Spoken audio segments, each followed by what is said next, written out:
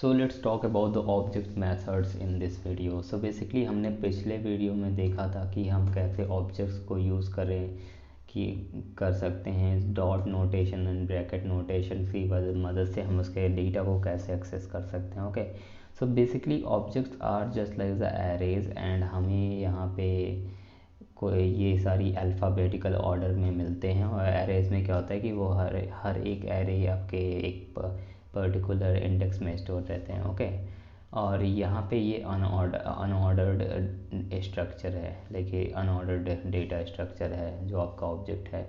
और array is a ordered data structure you can consider. Okay, and basically हम यहाँ पे क्या देखने वाले हैं कि हम देखने वाले हैं कि हम किस किस टाइप की वैल्यूज़ को स्टोर कर सकते हैं। तो देखिए यहाँ पे आप इंटीजर को स्टोर कर सकते हो, आप एरे को स्टोर कर सकते हो, आप ऑब्जेक्ट के अंदर दूसरे ऑब्जेक्ट को स्टोर कर सकते हो। इवन दो आप एक फंक्शन को भी ऑब्जेक्ट के अंदर स्टोर कर सकते हो। ओके, सो बेसिकली हमारे पास एक एज है, हमारे पास एक यहाँ पे स्ट्रीम साइंस है, और मैं अगर कहूँ कि मैं कुछ और वैल्यूज़ को स्टोर करना चाहता हूँ, सपोज दैट कि इज़ स्टूडेंट, क्या वो एक्चुअल में स्टूडेंट है, तो मैं कहता हूँ कि यार ट्रू, TRUE। ओके, मैं एक बूलियन वैल्यू को स्टोर कर दिया।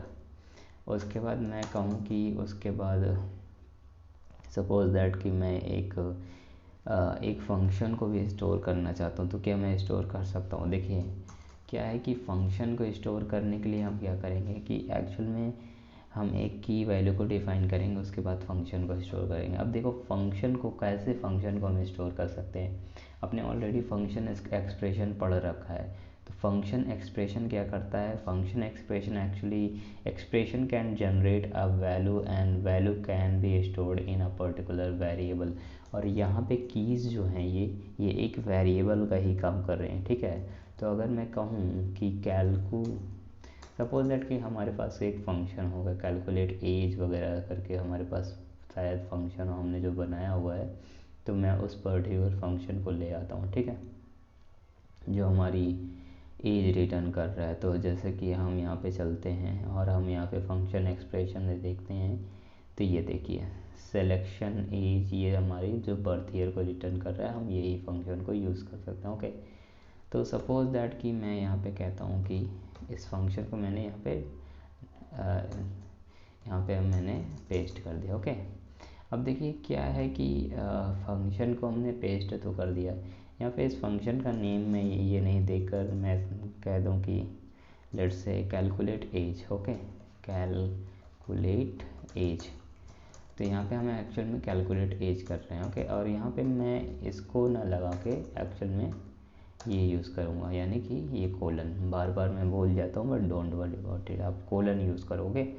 अब देखो ये क्या कर रहा है कि ये फंक्शन एक्चुअल में एक वैल्यू रिटर्न करेगा। ओके, एंड वैल्यू जो रिटर्न करेगा ये फंक्शन, वो एक्चुअल में इस पैरामीटर में पास होके जो वैल्यू रिटर्न करेगा, यानी कि जो भी डेटा ये रिटर्न करेगा। ओके, अब सपोज दैट कि मैं यहाँ पे चलूँ और इस फंक्शन को कॉल करूँ, या फिर इस पर्टिकुलर डेटा को कॉल करूँ, या एरे ऑब्जेक्ट को कॉल करूँ, जो भी आपका हो। तो कंसोल डॉट लॉग अगर मैं करता हूँ और उसके बाद मैं कहता हूँ कि मेरे पास स्टूडेंट, कंसोल डॉट लॉग करके मैं कहता हूँ कि मेरे पास स्टूडेंट डेटा है। ठीक है, और स्टूडेंट डेटा के अंदर मेरे पास अलग अलग चीज़ें हैं। तो सपोज दैट कैलकुलेट एज भी एक है मेरे पास। ओके, अब कैलकुलेट एज में अगर मैं अपनी पर्टिकुलर एज को पास करता हूँ डॉट नोटेशन को यूज़ करके, तो क्या मुझे मेरी एज मिलेगी।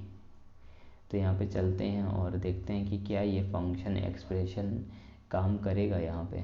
तो कंसोल में चलिए और यहाँ पे देखिए, तो यहाँ पे देखिए मेरे को 24 मिल रहा है, विच मीन्स कि ये पर्टिकुलर चीज़ काम कर रही है। ठीक है, तो यहाँ पे मेरे को 24 मिल रहा है, विच मीन्स कि ये हमारी एज काम कर रही है। ओके, और इसी डेटा को अगर मैं एक्सेस करना चाहूँ ब्रैकेट नोटेशन से, तब मैं कैसे करूँगा।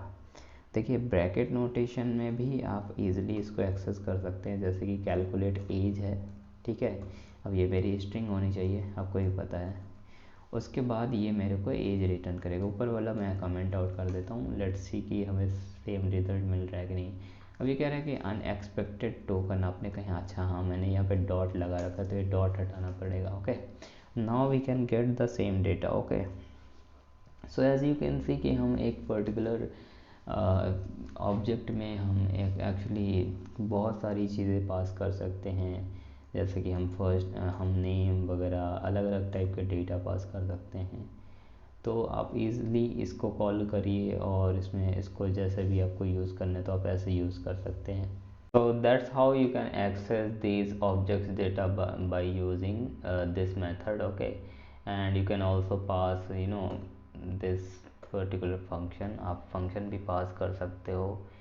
तो या इस वीडियो के लिए इतना ही, मैं इसको ज़्यादा लंबा नहीं कर रहा हूँ। And basically in the next video we are going to look some of the other things, और उसमें हम देखेंगे, इसको थोड़ा सा एक्सटेंड करेंगे, उसके बाद हम इस पर्टिकुलर ऑब्जेक्ट के टॉपिक को क्लियर करते हुए आगे बढ़ेंगे। सो होपफुली यहाँ तक अगर आपने देखा तो ये बहुत ही बेटर है कि आपको बहुत सारी चीज़ें जावास्क्रिप्ट में अब तक समझ में आ चुकी होंगी।